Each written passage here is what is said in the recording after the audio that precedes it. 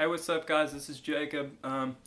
For a while now, my friends have been saying, it'd be pretty cool if you tried some dip reviews. Why I've tried some dip reviews, and I was like, well, I've never really been interested in that. I just dip. But got these two new cans today. They're pretty rare, and so I'm just gonna try this dip review and send it to you guys, and y'all just tell me what you think about it or whatever. I'm gonna have a problem looking at the camera because one, I got the TV on, two, I'm camera shy, so I don't like being on camera anyway. But we'll see how this goes.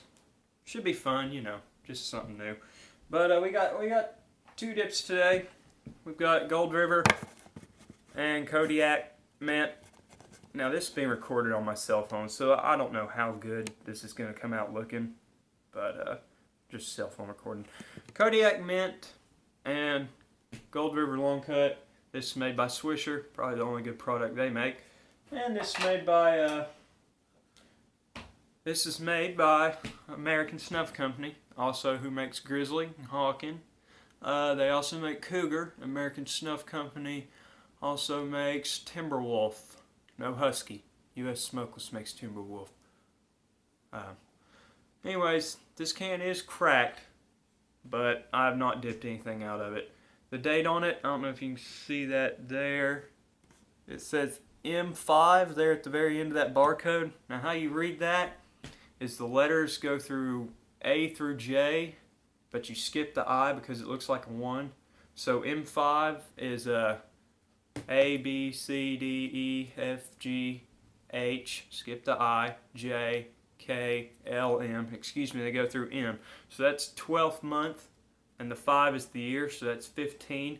So this was made in December 2015. Now that's not a sell-by date.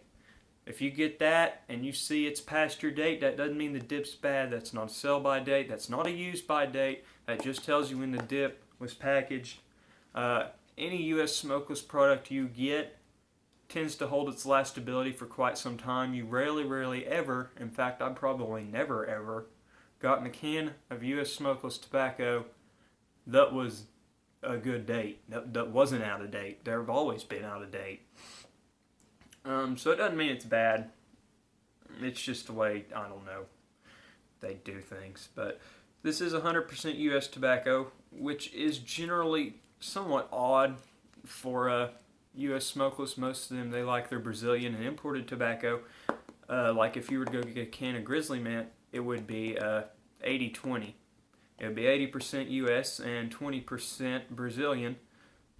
Brazilian tobacco tends to be a little bit stronger, but it doesn't tend to have the quality that a U.S. tobacco does. I guess that's why I would say premium mint at the top. Can looks pretty cool. We got the typical Kodiak bear on the front. Letters are raised. Everything's embroidered. A dark blue, pretty much the same color blue as the Grizzly can. Thick metal lid, thick plastic bottom with these cans. But we should go ahead and, get on with this instead of sitting here blabbering. Cans come real full. You probably can't see that. Cans come real full. There's really no sense in packing the first lip because they come so full. You really don't need to pack the can because, you do and it looks the same. I mean, because it's so full, it doesn't really...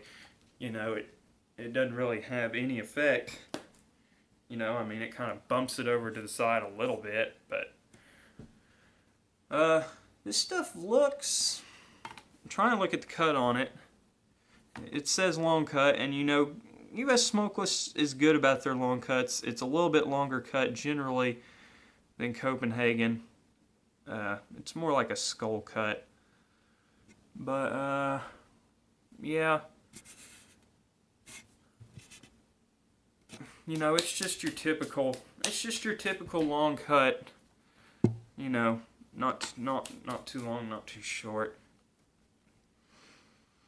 Now to me, that smells exactly like Grizzly Mint. And, Grizzly Mint isn't great. It's not terrible, but it's certainly not great. It's kind of punchy in the face. I thought this was supposed to be more mellowed out. From what I've been told, this is supposed to be a more mellowed out Grizzly Mint. They are made by the same company. Not mellowed out to me. Smells exactly the same. Somewhat dry, which is rare for a mint. Then again, these cans are usually out of date, and a lot of times you will have to take a spray bottle or drip it under the sink, get a little bit of moisture in it, because it usually will be a little bit dry because they're out of date. U.S. smokeless kind of sucks. They really don't make anything good, to be honest with you. Y'all are going to probably make fun of the way I put a lip in. Seth always does. Always have. Kind of looked funny, I guess. I don't know. Full can. Dang, I don't want this to spill. Almost did. Full can here. We're going to get a decent sized pinch. It's hard to get your fingers in a can. Like, Copenhagen cans have got some missing, so you can get your fingers down in there. Wow, that actually grabs together really well. That actually grabs together really well.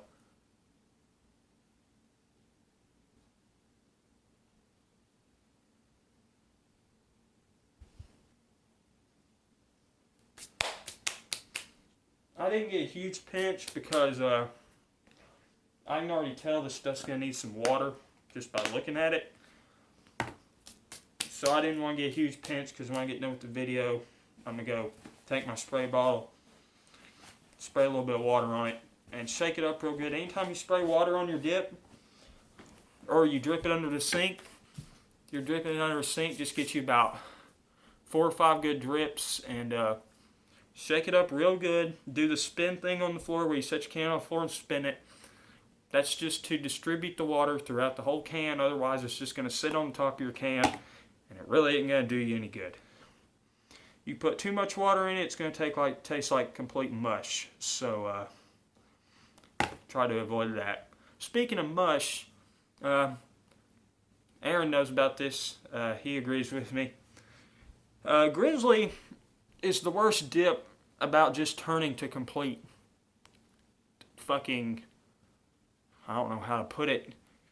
I mean, mush, like damn toilet, like sewage water mush in your mouth. And it's just, it goes everywhere and it starts to rise up over the teeth and tries to come out in the mouth. And, you know, Copenhagen Long Cut, it mushes up, but it holds together and it doesn't try to run over your teeth. You know, Copenhagen Long Cut's, you know, my second favorite dip behind Stoker's Wintergreen. But, you know, Copenhagen does mush up, but it doesn't run over teeth like Grizzly. Now, I'm curious to see if this does the same thing because it's made by the same company. I've had Kodiak Wintergreen and Kodiak Straight. I don't recall much about the Straight because it's been so long, and I don't like straights to begin with. The Wintergreen, I don't recall much about it either. I mean, it generally tastes like the Grizzly Wintergreen too. I do remember Kodiak has a little bit longer lastability. It does last longer, and it does seem like it doesn't mush up quite as bad.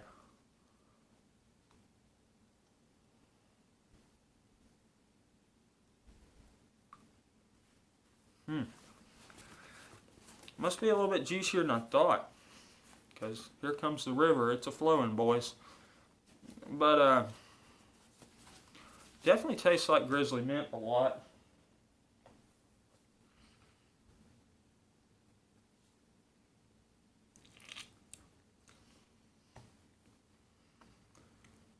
I take that back. That's good. That's really good. Wow, that really juiced up when I went to sucking on it.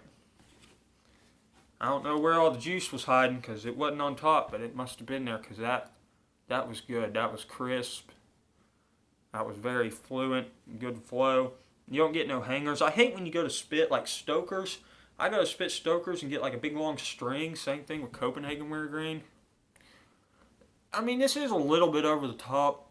It's not like your Skull Wintergreen, or excuse me, Skull Mint where it's mellow. Like Skull Classic Mint's real mellow, and you know, it's not punching in the face. I actually smell this coming from my mouth up through my nostrils. It's so strong. It's not salty. That's one good thing about it. It's not real salty.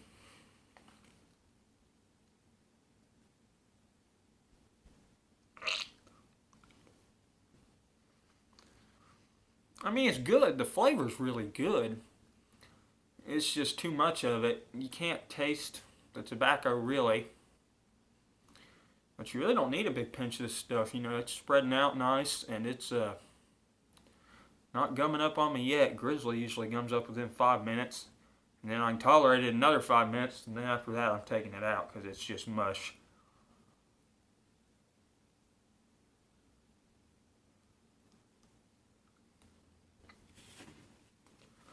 If I had to compare it, it would be to Grizzly Mint, because Grizzly Mint does have that potent, strong, you know, mint taste.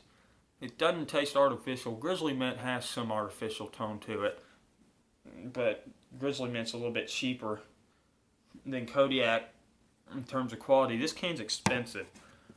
I got a good deal on it. My buddy Sam down at the Shell station, I got it off him and got a good deal. But this is usually probably going to run you close to $4, about the same price that a premium Copenhagen would, like the snuff or the pouches or the long cut. You know, if I'm going to spend $4 on a can of dip, $3.75, $3.80, it's going to be Copenhagen. It's going to be something good. You know, Kodiak's always been overpriced. It's not worth $4. I mean, it's worth trying, but I certainly couldn't dip it all the time. I don't know anybody who dips Kodiak all the time.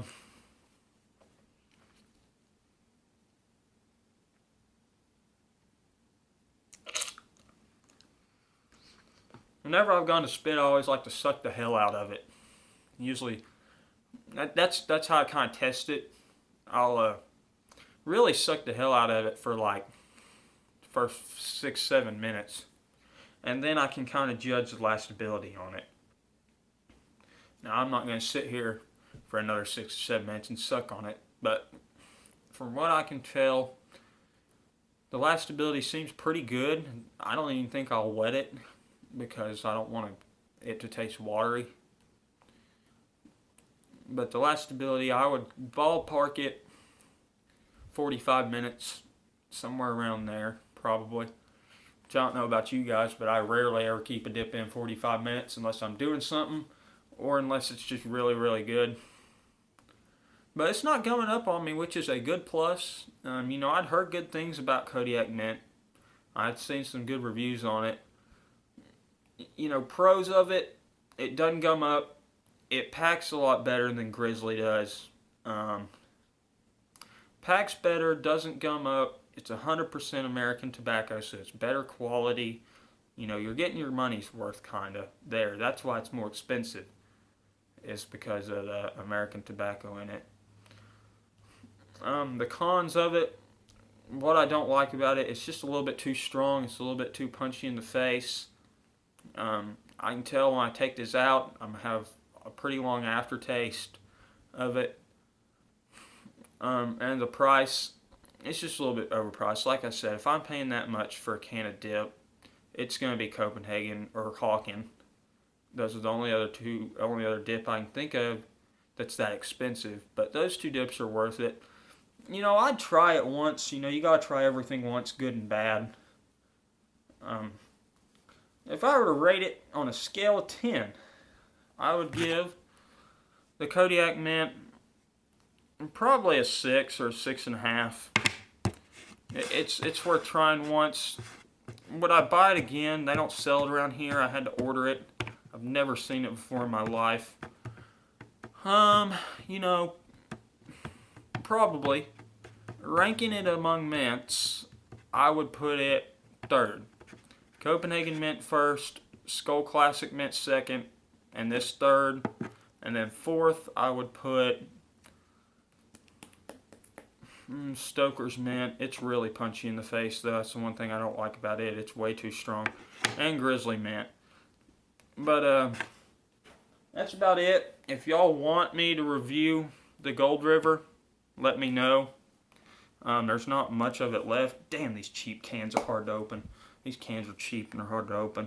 I got about half a can of it left, and it's good. So I'll probably blow through it. So it won't be around much longer. But I'm going to go get another can of it.